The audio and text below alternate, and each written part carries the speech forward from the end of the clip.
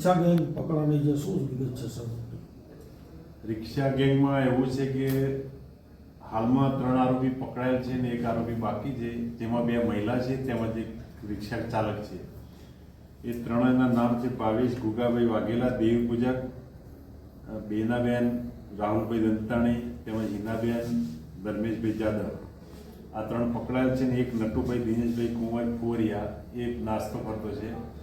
આ ત્રણેય પેસેન્જરો કોઈ બેઠા હોય, કોઈ વૃદ્ધ વ્યક્તિ રિક્ષામાં બેઠા હોય તેમજ તેમને પાસે તેને વાતોમાં રાખી તેમજ આગા પાછા થઈ તેમના ખિસ્સામાંથી દાગીના હોય કે કોઈ મોબાઈલ હોય કે રોકડ રકમ હોય કે વોલેટ હોય એ શેરવી લઈ અને પછી રિક્ષાના ડ્રાઈવરને કે ઊભી રાખીને ઉતારી દે અથવા રિક્ષાના ડ્રાઈવરને એવું જણાવે કે મારે બીજે જવાનું, જેથી પેસેન્જરને ઉતારી દે. એમનું કામ ચોરી કર્યા પછી ઉતારી દે પેસેન્જરને.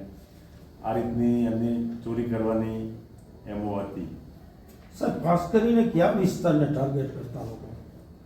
આ સમગ્ર રાજકોટ શહેર તેમજ ગોંડલ તેમજ રેલવે સ્ટેશન નજીક તમામ વિસ્તારમાં આવરેલા તેમના અલગ અલગ જગ્યાએ ગુના નોંધાયેલ છે અને કોઈ પણ એમની જગ્યા ફિક્સ નહીં, તેમ છતાં રિંગ રોડ ઉપર વધારે 150 ફૂટ રિંગ રોડની વધારે એમના ગુના દાખલ થયેલા છે. આવા અનેક ગુનાઓ અને અનેક ચોર પણ પકડેલ છે. લોકોને શું સંદેશો દેશો આ બાબતે?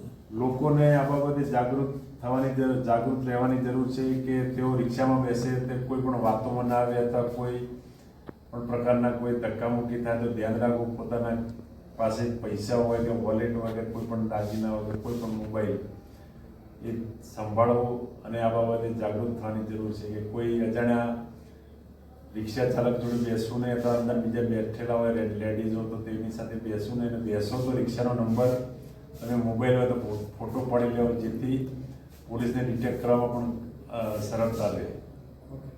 ઓકે, ઓફિશિયલી બાકી થોડી રકમ ના હોય એ લોકો ફરિયાદ ના કરી હોય. શું કહે છે? નાની રકમ